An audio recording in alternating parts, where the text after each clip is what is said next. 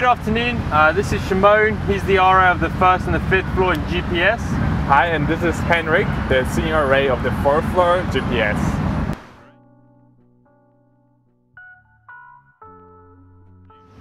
One evening, me, Haya, and Henrik and other RAs from GPS were preparing Winter Olympics schedule.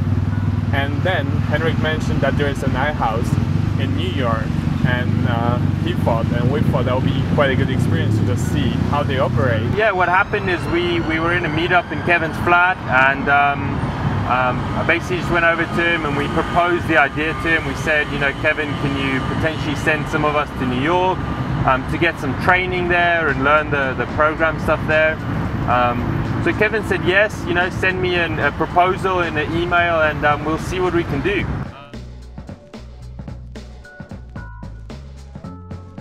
So both me and Shimon, we were willing to pay half of our flights, you know, for the trip there. Peter Anwell, who's the chief executive, he basically, you know, said, yeah, it's good if we send a CUN RA and a returning RA, and the trip just came to life.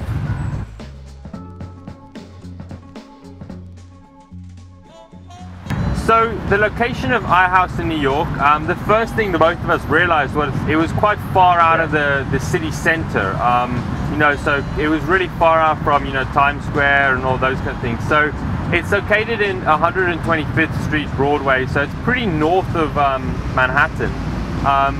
So when we compare that to our location just here behind us, it's perfect. It's in the city center, it's 5 minutes walk from all of the touristic things. However, although it's very uptown, the iHouse in New York, still it has a close connection with Columbia University, and therefore for the students at the university there, it's very convenient. All they have to do is just walk 10 minutes from the house and get to the university very easily.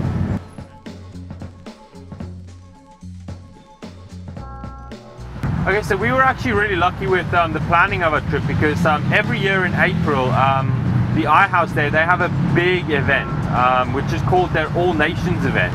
So it's mostly run by students, and they have things like where they dance, and there's food from all around the world, and they just have various other activities that represent all nations.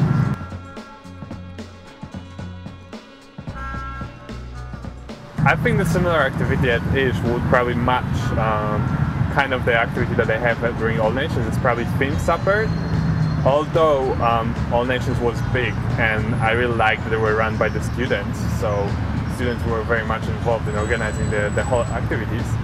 I didn't like that it's only once a year and you had to pay for certain things. So for example, for the food you would have to pay, whereas during our Theme Supper at ISH, you get food, you get all the services, and you get everything in the package. It's for free, and it's amazing usually, like Kevin's Wonka Supper or Murder Supper last year.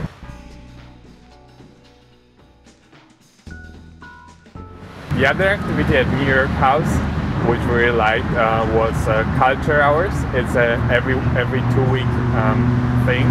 So every 2 weeks they gather and they have food and discussion about some certain culture, where people can just learn more about that certain culture or nation.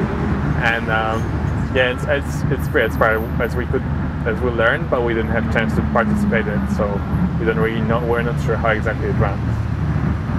So yeah, when you compare that again to some of the activities we have, we also have a culture hour, you know, which is planned, and you know, there's a few a month, you know, where we go out to do, you know, German beer tasting, or you know, chocolate making, you know, so we have loads of different events, you know, de-stress nights and Chinese fan dancing, which Simone went to. So when we compare that again, you know, a lot of the things we provide is free, and you know, I think in both of our opinions, we run our events probably a lot smoother than they run their events overall. I agree on that, definitely.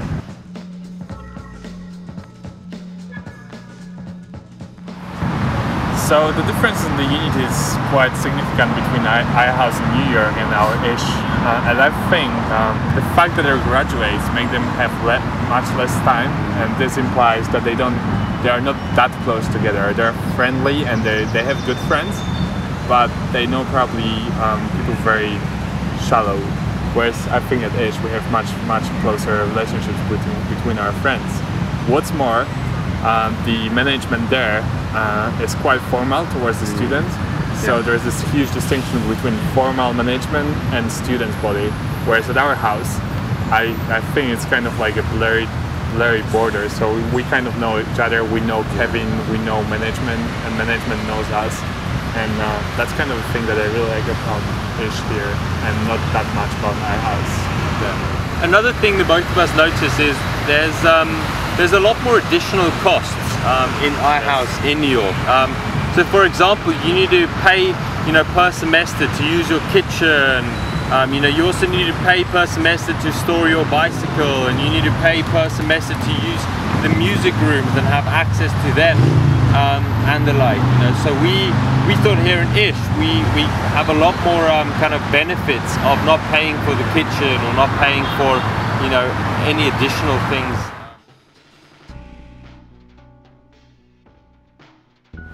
But not everything there is worse than a Ish. We found something that we really like there and we think that would miss a Ish, which is the student space that they have. They have lots of common rooms and lodges, so at each floor they have at least one common room. And what's more, there's one floor where they have study rooms and common rooms only, so which means that they can be there all day long, whereas at Ish we don't really have that.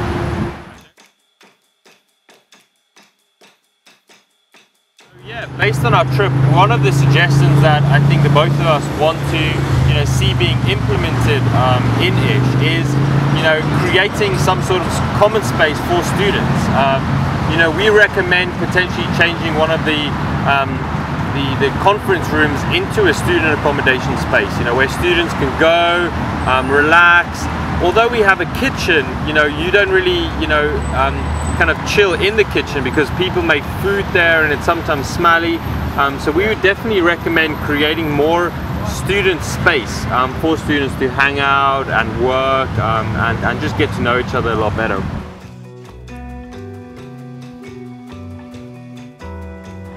It's quite a complicated structure, so what they have on the basis is resident fellows and program fellows. Resident fellows are responsible for the floor and for the parties at the floor and for the well-being of the people at the floor.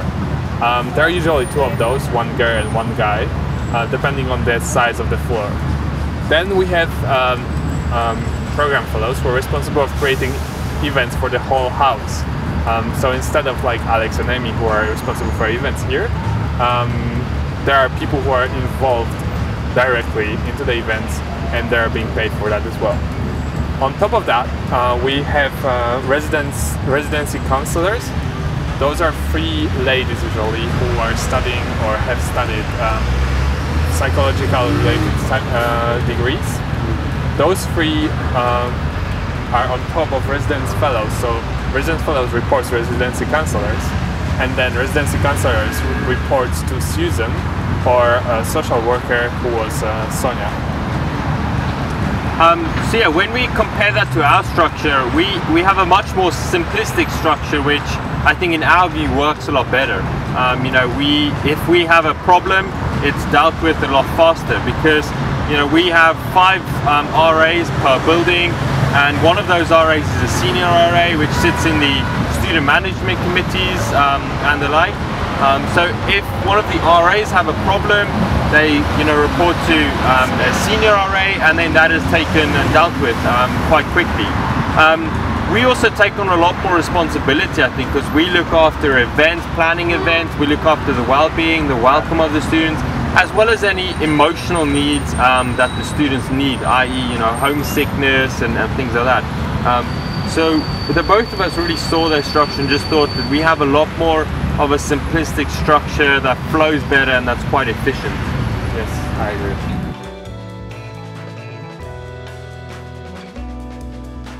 Because the both of us thought that the experience was so just incredibly beneficial and such an amazing experience to see the wider community of International Student House around the world, we would want to suggest and we recommend implementing a program called Henrik Shimon Exchange Program. We think that this program will be beneficial for 2 RAs every day in recognizing how fish community around the world is being held.